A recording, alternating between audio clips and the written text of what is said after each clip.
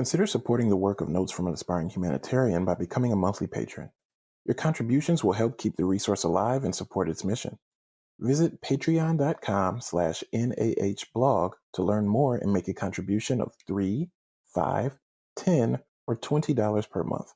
Again, that's patreon.com/NAHblog. You can start or stop anytime. Thank you for listening.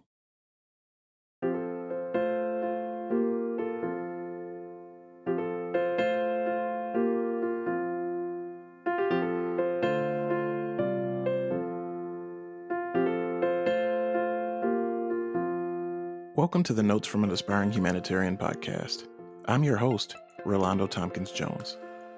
I'm a social worker, social justice educator, writer, organizational consultant, and now podcaster who works to build more equitable and inclusive communities.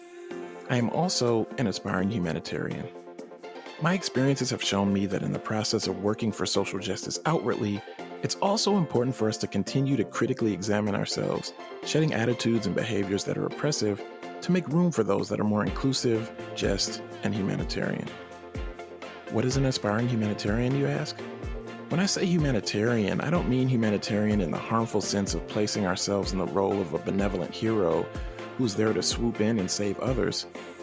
I mean dedicating one's life, time, and energy to honoring the ways that our destinies are intertwined. It's about accepting the lifelong pursuit to become more humane to those around us, with the recognition that we lose important parts of our humanity when we allow and enable the suffering of others. It means acknowledging our many contradictions and complications and aspiring to do more, aspiring to do better.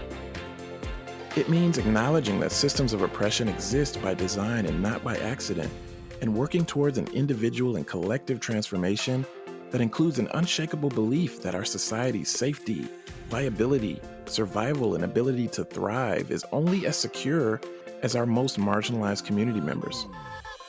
Since 2011, my blog, Notes from an Aspiring Humanitarian, has been a place where I've written and curated content on issues of equity and social justice.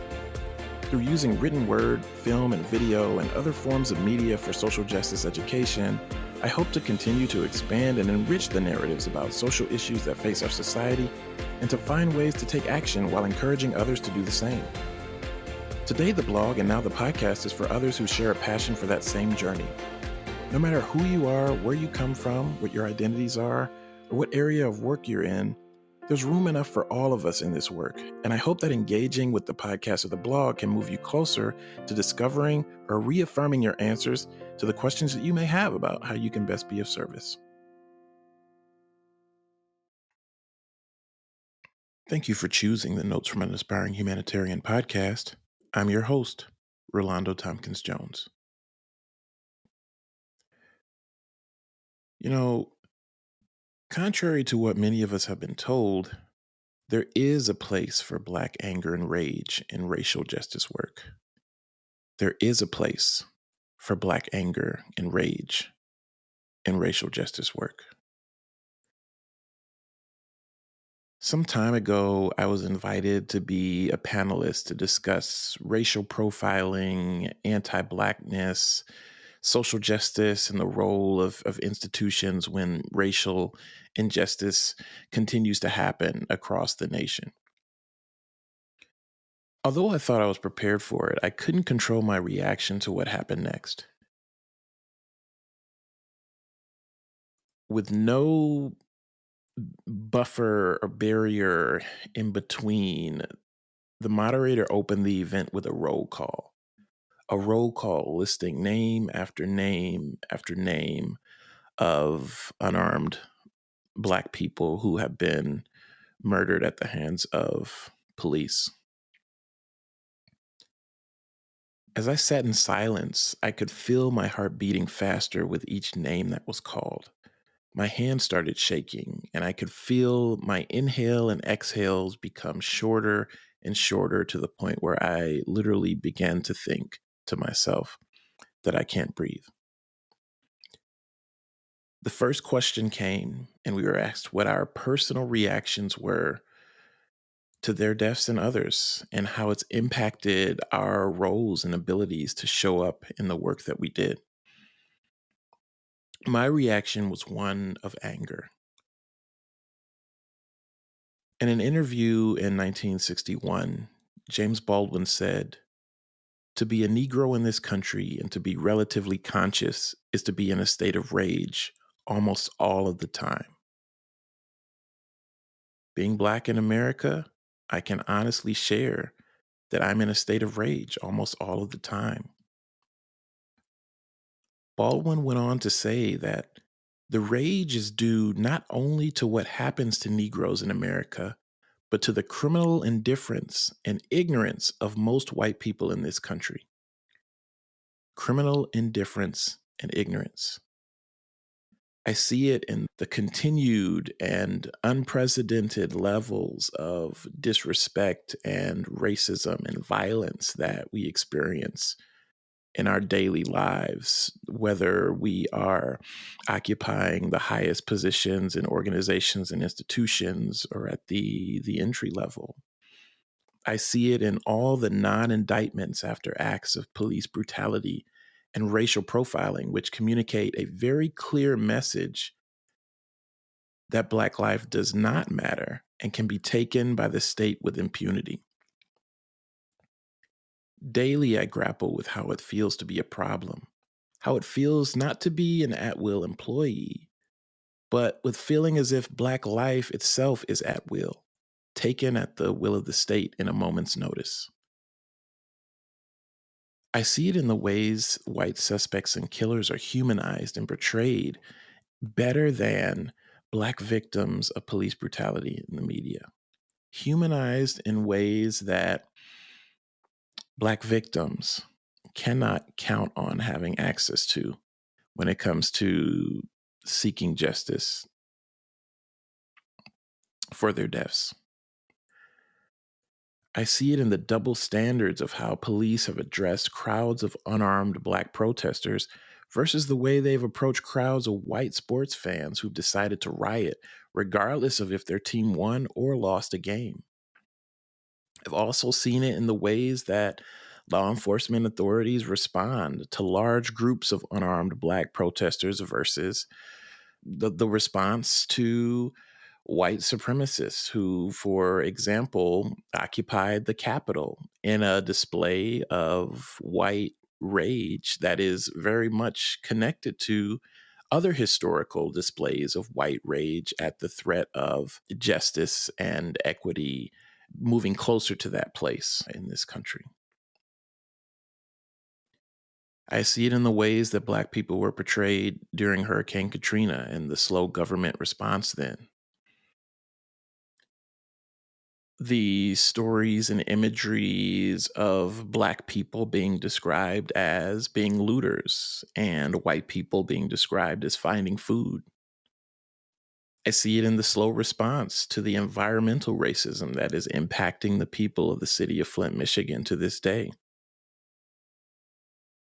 I also see the criminal indifference and ignorance in the tiresome but persistent narrative that we're in a post racial society, and in the ways that whiteness uses difference to justify privilege while at the same time denying that any differences exist and using that as a justification as well.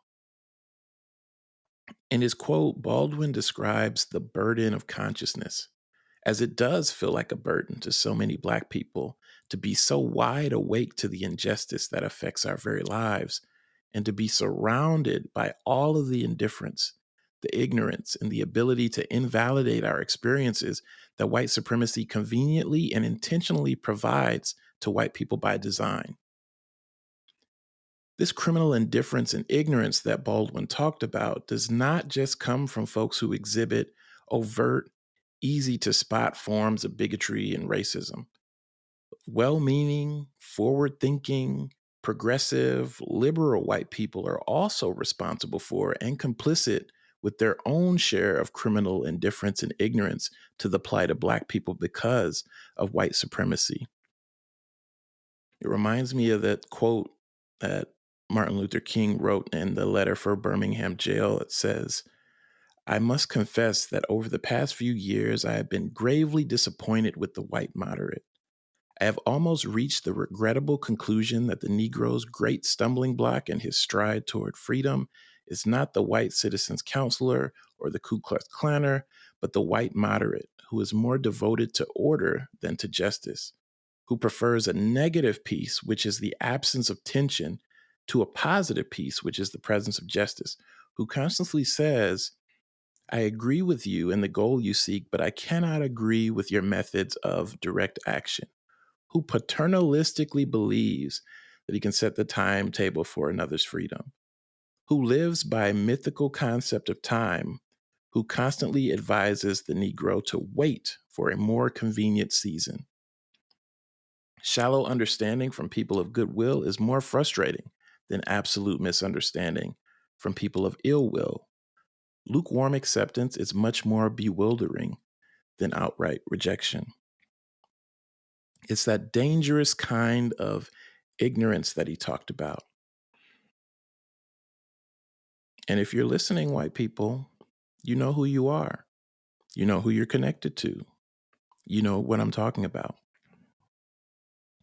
There is a place for Black rage and Black anger in racial justice work.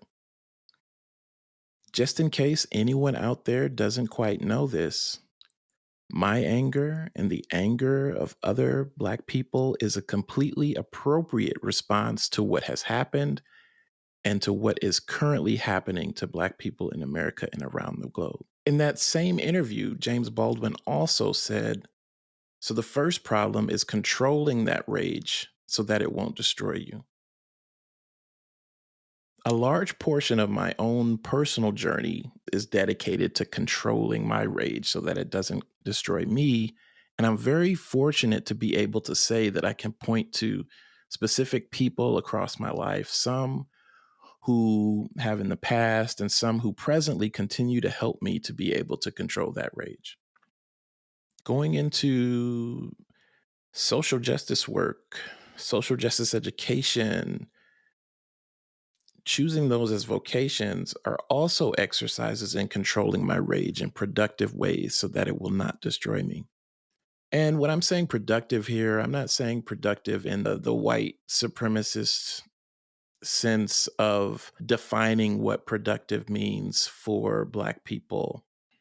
I'm saying it in a way in which I'm exercising the agency that I have to channel that energy in a way that's sustaining to me, in a way that's restorative also, not just to myself, but supportive of others as well. So when I think about my approach to social justice education, taking into account the reality and importance of Black anger and rage, when I'm working with students, participants who are Black, if it's a lecture, if it's a class, if it's a workshop, it's providing those opportunities through which the participants can find ways to control their rage so that it does not destroy them. That is different from my approach to white participants, my approach to white students. For those folks, a facilitated process that creates opportunities through which they can come to an awareness of their own criminal indifference and ignorance of the ways that they contribute to and are complicit with white supremacy and structural racism. Although in different ways, we should all be uncomfortable with the ways things are and should feel maladjusted in the ways Dr. King would speak about. There are things that we just shouldn't get used to, and we should be mad about it. We absolutely should be mad about it. Still, there are differences here. There are real differences between Black folks taking action to control our rage so that it does not consume and destroy us, and the constant pressure that's placed upon us to modify our tone and water down our truth telling in a way that's dependent on deference to whiteness and white people. Rejecting the replication of those dynamics in itself is an act of resistance. There is, there is, there is. There is absolutely a place for Black anger and rage in racial justice work. No. What you're experiencing is actually real. Your anger is legitimate. And no, you don't need to calm down.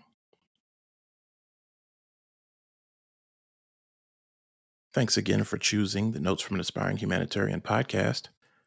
I look forward to engaging with you in the next episode.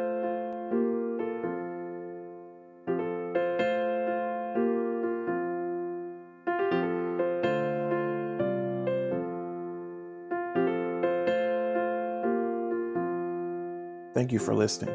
If you've enjoyed this episode, make sure to leave a review and subscribe wherever you get your podcasts. To find show notes for this and additional episodes, visit podcast.notesfromanaspiringhumanitarian.com. Notes from an Aspiring Humanitarian is a labor of love and will continue to be. Consider supporting the work of Notes from an Aspiring Humanitarian by becoming a monthly patron. Your contributions will help keep this resource alive and support its mission. Visit patreon.com/NAHblog to learn more and make a contribution of $3, $5, $10, or $20 per month. Again, that's patreon.com/NAHblog. You can start or stop anytime. Thank you for joining me this week. Take care.